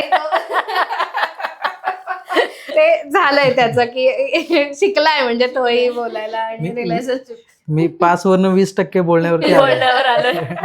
0 वरनं. नाही, खूप छान. म्हणजे तो मला तेच सांगायचं होतं इन शॉर्ट, म्हणजे याच्यात की मला जे मी पहिला म्हटलं होतं की मला सोशल मुलगा हवा होता, की माझ्या या सोशल ग्रुपला त्यांनी अडॉप्ट केलं. तो जर असं म्हणलं सगळं जा, मी काय येणार नाही, तुला जायचं तिकडे जा. तर आज हे जे आम्ही खेळीमेळीने चल आपण दोघं मिळून जातोय किंवा फ्रेंड्स बरोबर फिरतोय, ते फ्रेंड्स बरोबर बॉन्डिंग झाल्याशिवाय तुम्ही यू कॅन्ट एन्जॉय. सो ते त्यांनी ऍक्सेप्ट केलं. आम्ही दोघांनी एकमेकांचे त्या इंटरेस्ट जे आहेत ते आम्ही अडॉप्ट केले, की त्याच्यात आम्ही एंटर करत गेलो की हां ठीक आहे, तुला हे आवडते ते करूया, तुला हे आवडते ते करूया. आणि बॅक टू युअर क्वेश्चन, तर फॅमिली जे आहेत दोन्ही ऑब्व्हियसली त्या ह्याच्यात की सासूबाई आणि सासरे, म्हणजे आई बाबा दोघंही, म्हणजे शाळेत असताना आई शिकवायला यायच्या डान्स वगैरे, त्याच्यामुळे तशी ओळख होतीच आम्ही. आणि आम्ही एकाच ह्याच्यात राहायचो, म्हणजे राजारामपुरीमध्ये माळी कॉलनीमध्ये, ते मधुबनमध्ये, आणि आम्ही पलीकडच्या गल्लीत. सो लोकांनाही बघताना असं वाटतं की अरे यांचं गल्लीतलं प्रेम आहे. ते माहिती नाहीये असं मलेशिया पुणा वगैरे झाले. मग आम्ही पण म्हणतो, आता प्रत्येकाला काही आपण सांगू शकत नाही की हे सगळं. सो हा आहे. त्याच्यामुळे आई आणि वहिनी आईना म्हणजे ह्या भेटल्याच होत्या. ते काइंड ऑफ एक हे होतं असं. सो ते आम्ही डेव्हलप झालो सगळे फॅमिली, आणि सगळ्यांचा सपोर्ट होता की व्यवस्थित. मग झालं लग्न. हाच प्रश्न तुम्हाला सुद्धा आहे. फक्त कसं आहे की आता एक नवीन मुलगी आपल्या फॅमिलीमध्ये येते, तर हिचं महत्वाकांक्षा तुम्हाला माहिती होत्या किंवा हिचं सगळं नेचर माहिती होतं, तुम्ही घरात कन्व्हिन्स केलं, ठीक आहे, तो फर्स्ट पार्ट होतो एका लव्ह स्टोरीचा असं म्हणायला पाहिजे मला, किंवा सहजीवनाचा. त्यानंतर मेन स्ट्रीम जिथं चालू होते की जिथं ती मुलगी आपल्या घरात येते, तर त्यावेळी ती आपल्या घरात व्यवस्थित मर्ज होतीये का, तिचं कसं जमतंय, हा एक मुलगा म्हणून, एक तिचा नवरा म्हणून किंवा कोणाचा तरी मुलगा म्हणून, हे खूप एखाद्या मुलासाठी महत्त्वाचं असतं की तो कसं ह्या गोष्टी हँडल करतो. तर तुमच्या बॅक ऑफ द माइंड काय गोष्टी चालू होत्या की हिला आता ठीक आहे, हिचं करिअर सगळं सोडून ही आपल्यासाठी आली आहे, हा एक महत्त्वाचा मुद्दा होता. तेव्हा तुमचं कसं डोक्यात चालू होता विषय? सो महत्त्वाचं काय असते की तुमची फॅमिली तुम्हाला ह्याच्यात फार मदत करते. आणि मी नेहमी तेच सांगतो की तुमच्या फॅमिलीशी कम्युनिकेशन आणि तुमच्या पार्टनरशी कम्युनिकेशन किती चांगलं आहे ह्याच्यावरती या सगळ्या गोष्टी बॅलन्स होऊन जातात. फॉर्च्युनेटली हिच्या साईडची फॅमिली आणि माझ्या साईडच्या फॅमिलीचा माइंडसेट हा सिमिलरच होता.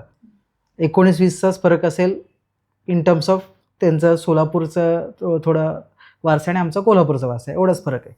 पण एक वेवलेंथ दोन्हीकडे सेमच वाहत होती, त्यामुळे आम्हाला ते फार सोपं गेलं की तिला इकडं ॲक्सेप्ट करणं. इवन गोष्टी ज्या असतात त्या बोलून पण सॉर्ट आउट होऊ शकतात. आणि माझ्या वडिलांचा एक नियम आहे, आमच्या घरात सगळ्यांनाच लागू आहे, की ज्याला जे जमतंय त्यानं त्याच्यात काम करायचं, घरी बसायचं नाही. तुम्हाला समजा पेंटिंगची आवड आहे, तुम्ही पेंटिंग करा. तुम्हाला फॅशन डिझाईनची आवड आहे, तुम्ही फॅशन डिझाईन करा. माझी आई पेंटिंगचा डिप्लोमा केला आहे, फॅशन डिझायनिंग केली, स्वतःचं बुटीक आहे, नऊवारीमध्ये तिचं स्पेशालिटी आहे. सो हिची जी आवड होती तिला ते परस्यू करणं पण सोपं झालं, कारण का आमच्या घरातला it is a house rule. त्यामुळे आम्हाला कधीच ते जड गेलं नाही की ती आली आहे, ॲम्बिशियस आहे. मग आमच्याकडे नेहमी हीच गोष्ट कॅरी ऑन केली गेली की ज्याचं जे ॲम्बिशन आहे त्याप्रमाणे त्याला सपोर्ट करा.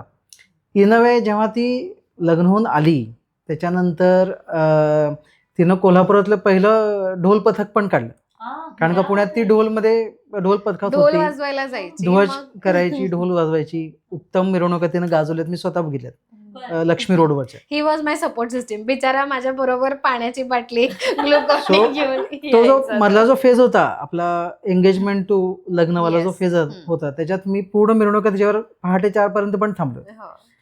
पण हे कसं की इथं आल्यानंतर ढोल पथक काढणे, त्याला शिकवणे अख्ख्या ग्रुपला 50 लोकांच्या, आणि सगळ्यात महत्त्वाची गोष्ट की ढोल कधी वाजतो, आपल्या कार्यक्रमांमध्ये, गणपतीमध्ये. आणि गणपतीच्या पिरियडमध्ये लेडीजना घरात किती काम असते. मग हे सगळं बॅक साईडला माझी अख्खी फॅमिली सांभाळायची, फ्रंटला आम्ही दोघं जायचो, मिरवणुका करायचो, यायचो, परत त्यांना मदत करायचो. सो हा कम्फर्ट तयार करायला दोघांची पण गरज लागते, की ही पण तेवढीच तिचं कॉन्ट्रीब्युशन आहे आणि घरातल्यांचं पण तेवढंच कॉन्ट्रीब्युशन आहे त्याच्या मागं. माझं काम आहे बॅलन्स करणं, आणि मला ते नेहमीच करायला आवडतं, कारण का मी नेहमी इकडचं ऐकतो की हे सांगते हां ठीक आहे आपण हे करू शकतो, का हे एकमेकांशी बोलताना मला सांगते की आपण हे करूयात. So it help me a lot. आज सुद्धा मला ते काम करून जाते की बाबा कुठलाही डिसिजन घ्यायचा आहे आमच्या घरात, आम्ही सगळे एकत्र बसून घेतो. आम्ही कधीच असं करत नाही की बाबा केले आणि मग येऊन सांगितले. सो आम्ही नेहमी बोलण्यावरती आम्ही फार भर आहे आमचं सगळ्यांचं, आणि close family discussions are always welcome, आणि ते खूप मदत पण करतं. आणि मी सजेस्ट करेन आताच्या पिढीला सुद्धा की तुम्ही सुद्धा जेव्हा लग्न करून जाल, तुमचा फॅमिलीशी बॉन्डिंग, कारण का उद्या काही झालं तरी पहिला फॅमिली तुमच्या कामाला येते, मित्र पण सेकंडरी आहेत. सो फॅमिलीशी बॉन्डिंग हे असलंच पाहिजे, कम्युनिकेशन हे असलंच पाहिजे, आणि ट्रस्ट बिल्डिंग हे कम्युनिकेशनमधूनच होतं. Otherwise there is no trust building. So तुम्ही डेफिनेटली जेवढं एकमेकांशी चर्चा कराल, पुढच्या गोष्टी बघाल, हे तुम्हाला सोपं जातं. आता तुला आत्ता किती वर्ष झालीत लग्नाला सांग? 10 पूर्ण झालीत. ठीक आहे. 10 वर्षानंतर तुला कधी असं जाणवलं नाही की पुणा सोडल्याचा अफसोस? असं नाही. म्हणजे आता ऍक्च्युली खरं सांगायचं तर असं झालं की तो म्हणतोय चल पुण्याला शिफ्ट होऊया, आणि मी म्हणते नाही मला इथंच राहायचं आहे. येस, मी स्वतः कोल्हापूरचीच आहे. मग समहाऊ काय झालं की त्यावेळेला जसं मी म्हणाली की मला छान ग्रुप्स होते तिथे, की आम्ही सोशल वर्क पण तेवढंच करायचो, की गुज्जू लोकांचा आम्ही 12-15 जणांचा मस्त ग्रुप होता, की आम्ही सगळे जॉब करायचे 5 दिवस, सॅटर्डे संडे सुट्टी. मग सॅटर्डे संडे सुट्टीमध्ये इकडे अंधशाळा हे ते एक गरबा आम्ही इव्हेंट वगैरे करायचो, सगळेजण फिरायला पण जायचो इकडे तिकडे.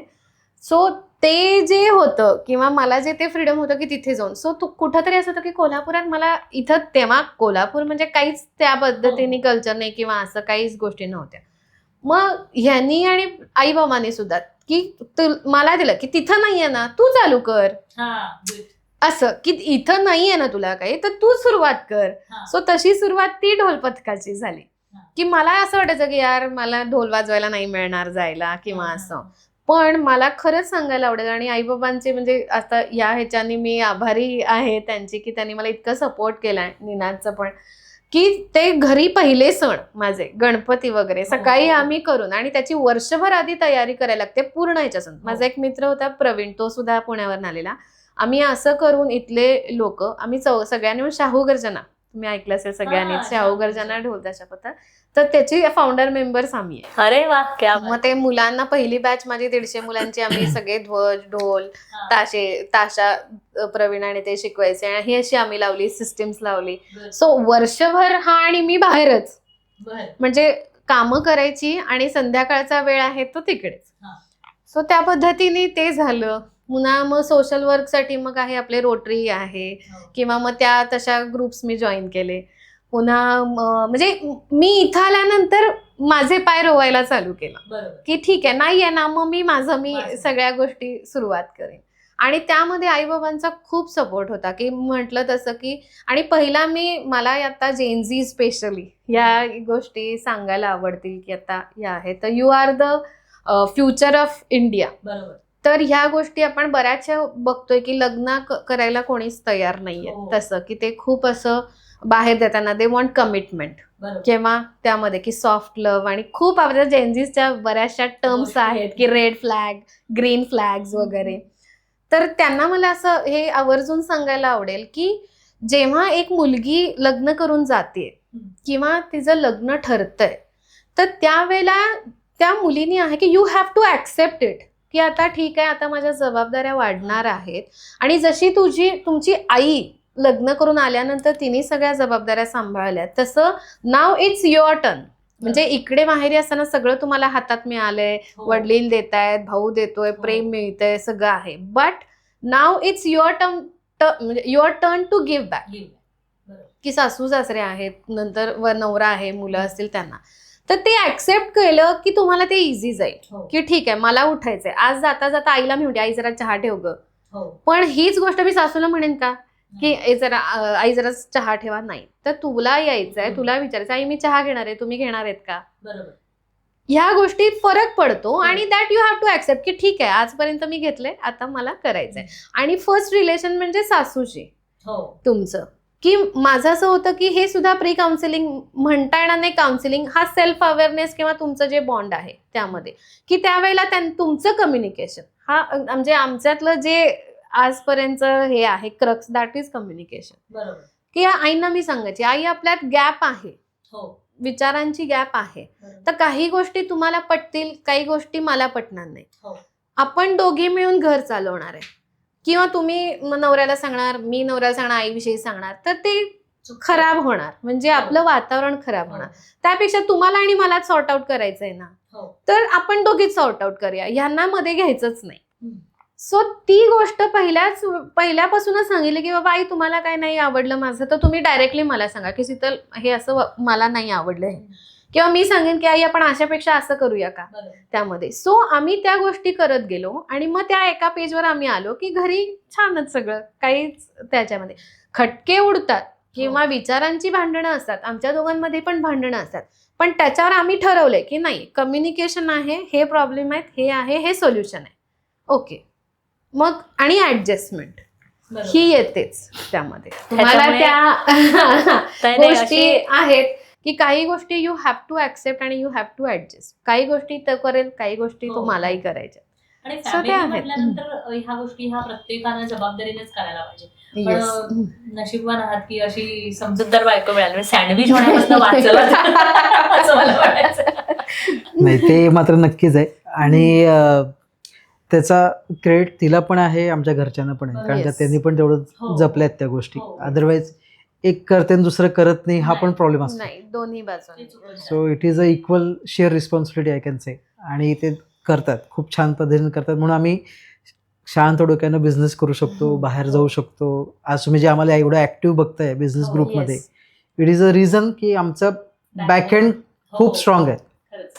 आता मला तुमच्या लग्नानंतर एक छोटंसं गोंडस बाळ आहे तुम्हाला, तर त्याचं फ्युचर आणि ओव्हरऑल तुमच्या रिलेशनशिपचं फ्युचर हे Yes. तुम्ही कसं बघता दोघं मिळून? सो त्याला मी एक गोष्ट ॲड करायची माझी इच्छा आहे की जे माझ्या मते आता सगळ्याच जणांना कळते का त्यांना माहिती आहे हे मी सांगू शकत नाही, पण जसं आई तिच्या पोटामध्ये मुलाला 9 महिने ठेवती, I feel it is a father's responsibility to cut that umbilical cord. म्हणजे नाळ जी असती ही तुम्ही कापली पाहिजे त्या बाळाची, rather than any third party doctor. आणि मी ते केलेलं आहे, माझ्याकडे त्याचा व्हिडिओ पण आहे, मी तो जपून ठेवलेला आहे. शिवाय आमची पहिली सोनोग्राफी ते शेवटची सोनोग्राफीचे आमचे सगळे व्हिडिओज आमच्याकडे. पण हे कसं आहे, you are in this together. ह्याच्यात परसेप्शन कसं असते की कन्सिव्ह केलं, माणसाचं काम संपलं, बाईचं काम चालू, असं कधीच नसते. You have to be there step by step till you get succeeded. कारण का मूल जेव्हा बाहेर येतं ते काही एकाला बघत नाही, ते दोघांना पण बघतं. तुम्हाला जर का त्याला बाबा म्हणून घ्यायचं असेल तर तुम्ही पण तेवढे एफर्ट्स टाकायला पाहिजे त्याच्या मागं. आणि मला ते करायला आवडतं. म्हणजे I can tell you very clearly की मी 1 डे ट्रिप्स करून मी रात्री परत तिच्यापाशी यायचो बाळाची काळजी घ्यायला. डेफिनेटली. मूल झाल्यानंतर म्हणजे पहिले जे 3 महिने आहेत जी ती तिकडे राहत होती मी पण तिकडेच राहत होतो. आमच्या मी माझ्या घरी नव्हतो. दोघं जणही राहत होतो म्हणजे. का तर आय फील की ते माझं बाळ आणि त्याचं सगळं मी करणार आणि मीच केलं पाहिजे. मग ते बॉन्डिंग तुम्ही तुमच्या मुलाबरोबर कधी करणार? So that is the golden period. आणि त्याच्यात नंतर मग आमचं खूप छान बॉन्डिंग आहे त्याच्यामुळे की जेवढं आता आईचं मुलाशी बॉन्डिंग असते ना ते असतंच, ते जमून जातं. कारण का त्यांना तो तेवढा वेळ मिळतो पण वडिलांना देता येत नाही. पहिले 3 महिने तरी तुम्ही ते द्या असं माझं म्हणणं आहे. जसा तुम्हाला वेळ जमेल तसा. कारण का प्रत्येकालाच काय बिझनेस करत नसतो, नोकरी पण करतात, हे पण करतात. पण after that job it is your second job you can say की तुम्ही तुमच्या बाळाबरोबर तुमच्या बेटर हाफ बरोबर तो वेळ घालवलाच पाहिजे. कारण का त्यांना पण त्याची तेवढीच गरज असते. नाही, हे मला खूप सांगायला आवडेल की आता गोष्टी आधीच्या काळात कदाचित त्या कळत होत्या की नाही माहिती नाही काय आहे.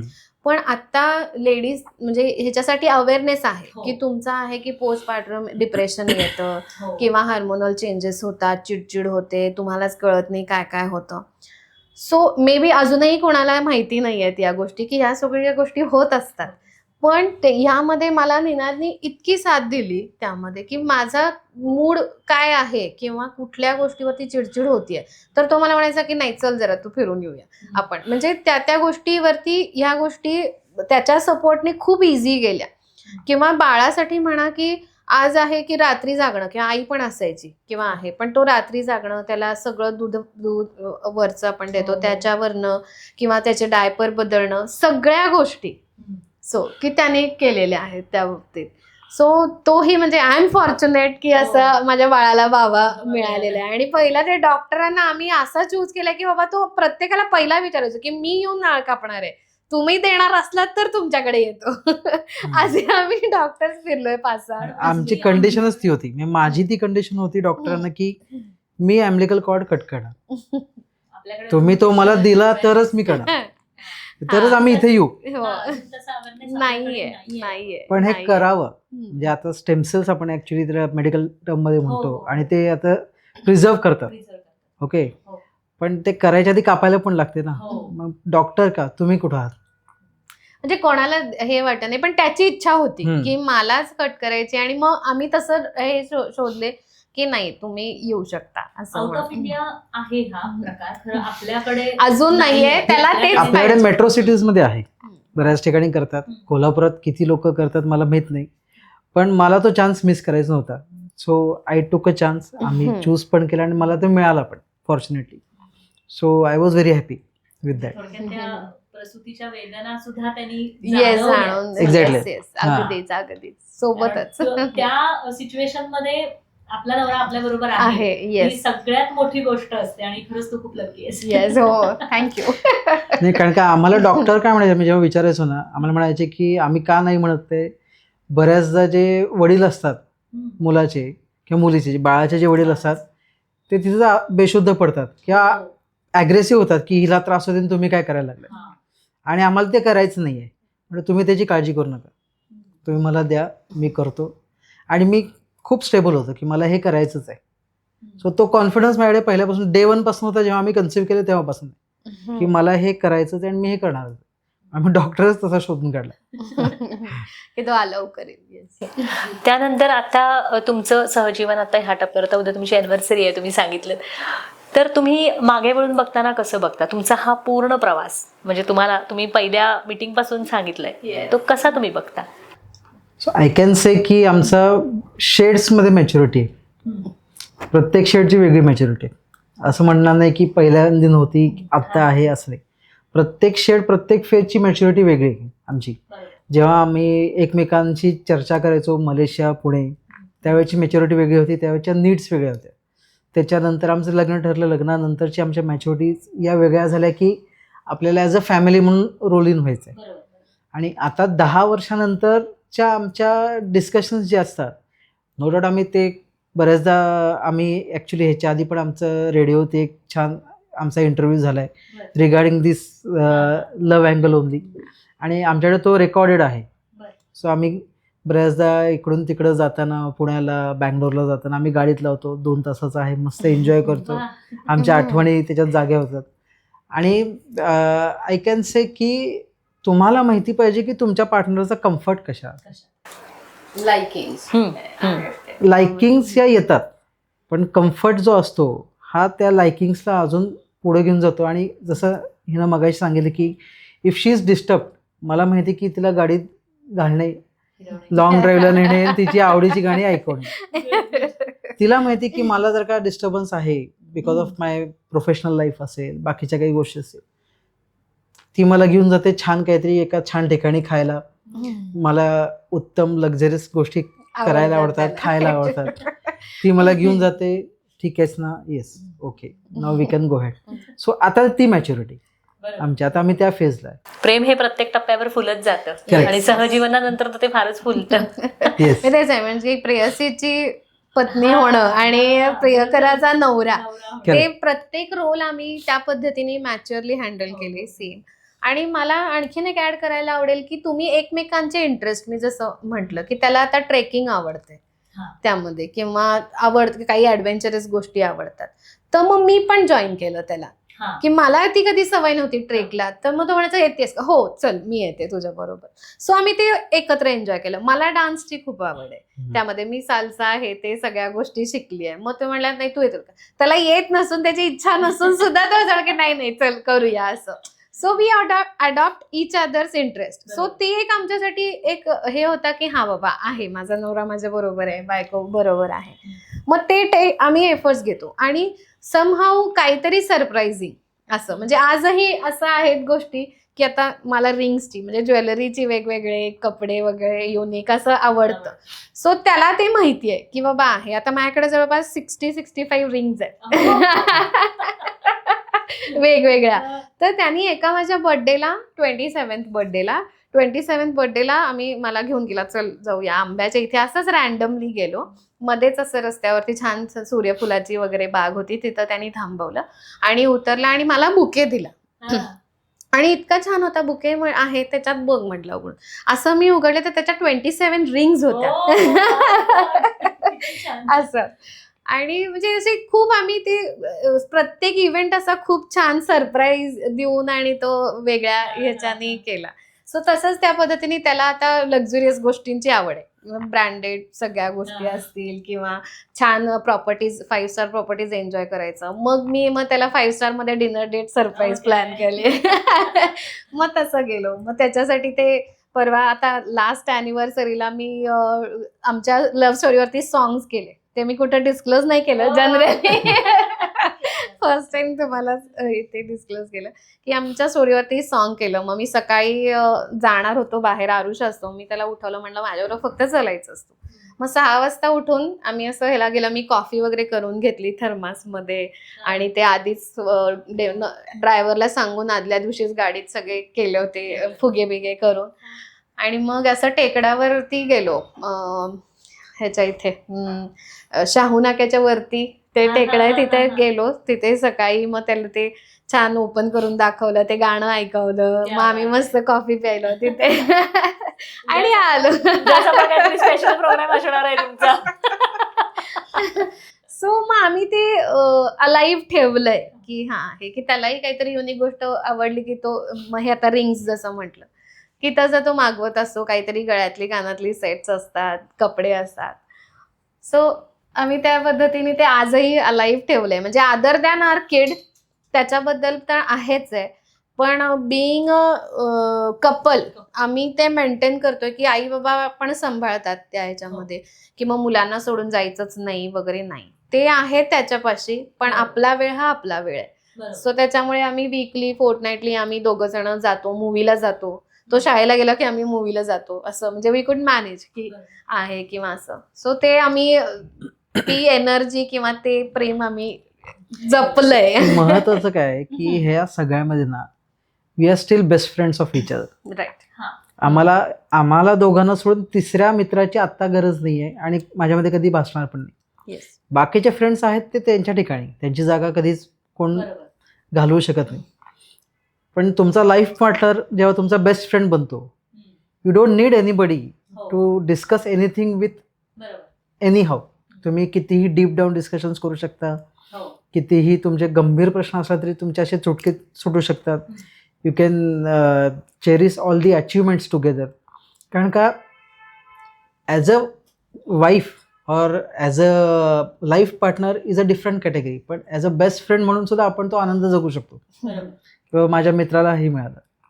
आणि आम्ही असं. इतकंही बोलतो किंवा कुठे गेले तर एखादी मुलगी हा म्हणतो ती छान आहे ना किंवा असं मी म्हणतो हा म्हणजे we have that casual relationship की हा बाबा एखादा नॅचरल आहे, आपण ते आवडू शकतो. म्हणून बघतो कसला हँडसम आहे, कसली बॉडी आहे त्याची, असं म्हणजे हा भारी. आणि तो मला दाखवतो हे बघ 6 पॅक्स आहे त्याचे.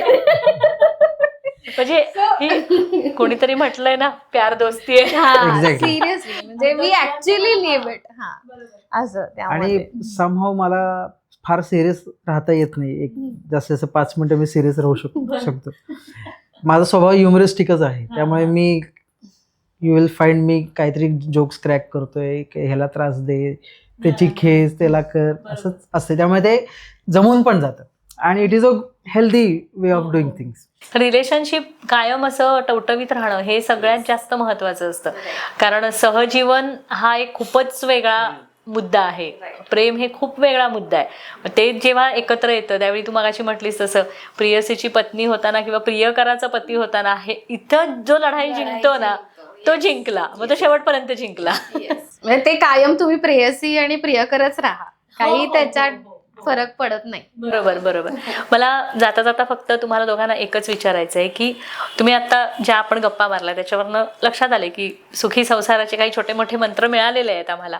पण एक जाता जाता फक्त असा एक प्रश्न की आत्ताचं, मगाशी तू म्हणालीस तसं की आत्ताचे रिलेशनशिपमध्ये जे काही प्रॉब्लेम्स असतात तर ते येऊ नयेत किंवा ते हँडल करण्यासाठी एक जाता जाता छोटंसं काहीतरी तुमच्याकडनं ऐकायला आवडेल. येस, माझ्याकडनं असं एक हे असेल आत्ताच्या की जे लग्नासाठी पाहतायत किंवा इवन रिलेशनशिपमध्ये आहेत तर त्यांच्यासाठी असेल की choose as a teammates, not as a crush.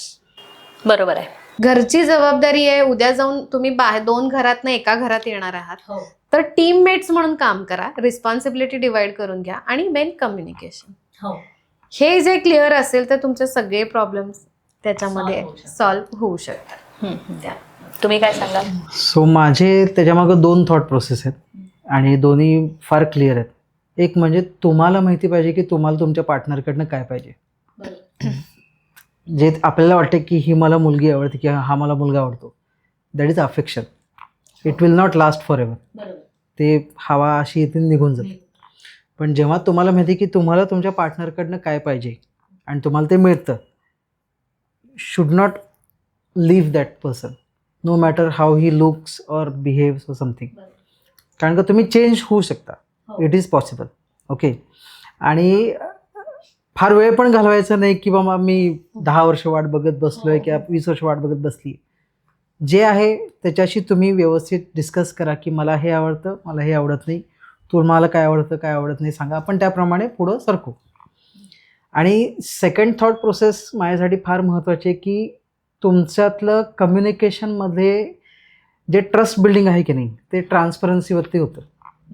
म्हणजे आज मी समजा ही माझ्याबरोबर नाही आहे आणि मी कुठेतरी बाहेर गेलो आणि मला काही डिसिजन घ्यायचे आहेत, तर तो कॉन्फिडन्स माझ्याकडे आहे की जेव्हा मी तिला ही गोष्ट सांगेन शी विल अंडरस्टँड की हे मला का करावं लागलं.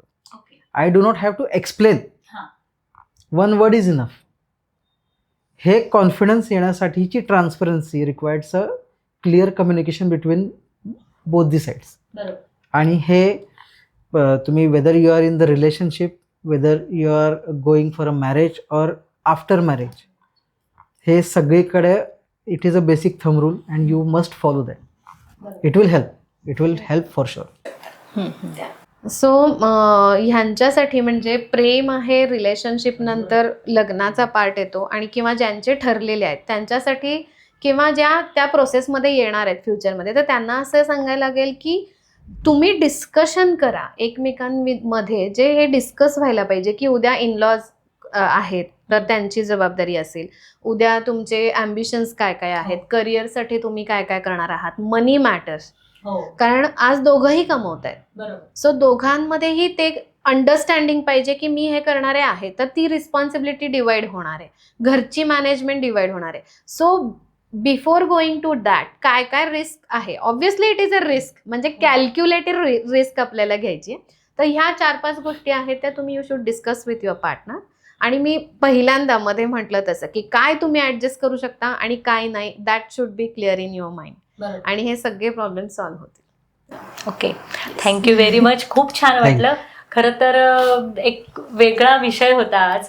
फक्त प्रेम याबद्दल आपण बोललोच नाहीये. आज व्हॅलेंटाईन डे आणि उद्या तुमची अॅनिव्हर्सरी आहे. Yes, तुम्हाला engagement आमच्याकडनं anniversary. खूप खूप शुभेच्छा. Yes, उद्याच्या thank you. दिवसासाठी. आणि Thank you असेच so छान much. हसत राहा. आणि खूप आमच्याकडनं ब्लेसिंग्स आहेत, शुभेच्छा आहेत की असं लॉंग लास्टिंग रिलेशनशिप खूप छान आम्हाला. आणि एक 25-30 वर्षानंतर परत इकडे गप्पा मारायला येऊ आपण. नक्की. मग आपण त्यावेळी असा एपिसोड करू, मागं वळून पाहताना वगैरे. अगदी असा आपण एक एपिसोड नक्की. करू. खूप खूप थँक्यू, धन्यवाद. जाता जाता मला फक्त एकच सांगायचं की strong relationship don't just happen, you have to build it together. एक सुंदर प्रेम कहाणी आपल्यासमोर उलगडत गेली. खरं तर प्रेमापासूनचा सहजीवनापर्यंतचा हा प्रवास आपण खूप छान पद्धतीनं इथं विशद केला. पुन्हा एकदा तुम्हाला व्हॅलेंटाईन्स डेच्या खूप खूप शुभेच्छा. पाडगावकरांनी म्हटलेच, प्रेम म्हणजे प्रेम म्हणजे प्रेम असतं, तुमचं आणि आमचं अगदी सेम असतं. तर कुसुमाग्रज म्हणाले, प्रेम कर भिल्लासारखं बाडावर खोचलेलं. खरं तर दोन्ही खूप वेगळ्या गोष्टी आहेत. प्रेम कधी हळूवार पण असतं आणि कधी जबाबदारीचं सुद्धा असतं. प्रेम म्हणजे फक्त 2.5 अक्षरांचं नसतं किंवा नुसत्या आय लव्ह यूमध्ये सामावणारं सुद्धा नसतं. तर प्रेम असतं एकमेकांची काळजी घ्यायला लावणारं, दुखऱ्या जखमेवर हळूवार फुंकर घालणारं. आणि अशी ही छान प्रेम कहाणी आज आपण ऐकलीत. पुन्हा एकदा तुम्हाला सगळ्यांना खूप खूप शुभेच्छा. चॅनल सबस्क्राईब करा, व्हिडिओ लाईक करा आणि आपल्या मित्रमैत्रिणींबरोबर नक्की शेअर करा. Bye bye.